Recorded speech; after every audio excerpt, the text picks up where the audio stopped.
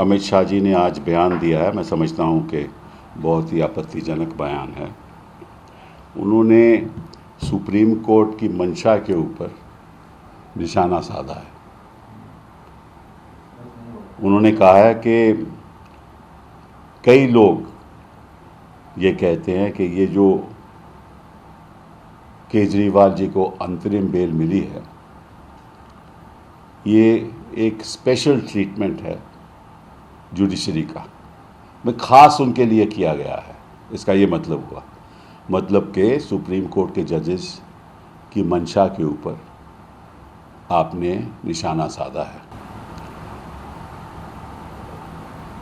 वो ये बयान कभी ऐसा नहीं देते अगर वो जो लोग कह रहे हैं उनकी बात को मानते नहीं, क्योंकि उन्होंने बड़ी चतुरता से कहा कि लोग कहते हैं।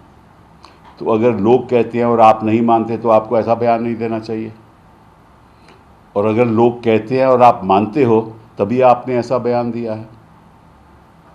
तो लोग कहने के पर्दे के ऊपर पीछे मत आप छुपिए।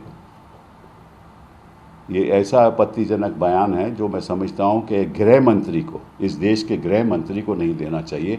उस गृह मंत्री को जिसको शायद कानून की धाराएं का ज़्यादा मालूम नहीं है। तो मैं थोड़ा समझा देता हूं आपके द्वारा। पहली बात तो यह है कि अगर कोई कन्विक्ट हो जाए, किसी को सज़ा मिल जाए 3 साल से ज़्यादा, 2 साल से ज़्यादा, तो कोर्ट से उसको सज़ा का स्टे मिल जाए तो अपना वो नामांकन पत्र भी डाल सकता है, नॉमिनेशन पेपर भी कर सकता है और इलेक्ट भी हो सकता है। मतलब convicted person also can get elected, ठीक है। और अगर किसी के खिलाफ चार्जशीट हो जाए तो वो प्रचार भी कर सकता है। चार्जशीट हो जाए, अभी चार्ज फ्रेम ना हो, लेकिन प्रचार भी कर सकता है और नॉमिनेशन पेपर भी फाइल कर सकता है। जैसे बृजभूषण जी चार्जशीटेड है ना, तो अपने बेटे का प्रचार कैसे कर रहे हैं, किस धारा पे कर रहे हैं, कौन से कानून पे कर रहे हैं? यही कानून। तो एक जिसको सज़ा हो वो नॉमिनेशन पेपर फाइल करके इलेक्ट भी हो सकता है, एक जो चार्जशीटेड हो वो प्रचार करके नॉमिनेशन करके पेपर फाइल करके इलेक्ट हो सकता है, और जिसके खिलाफ केवल आरोप हो वो प्रचार नहीं कर सकता।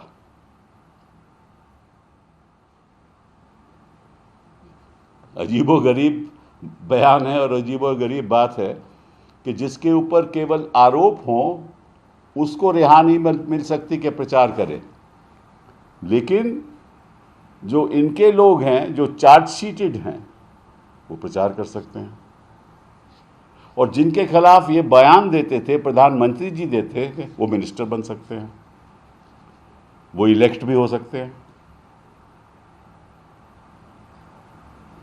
तो मैं समझता हूं कि गृह मंत्री जी को शायद कानून की बातें ज़्यादा मालूम नहीं हैं।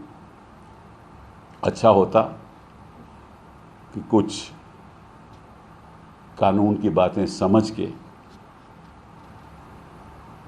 शायद वो ऐसा बयान देते भी नहीं,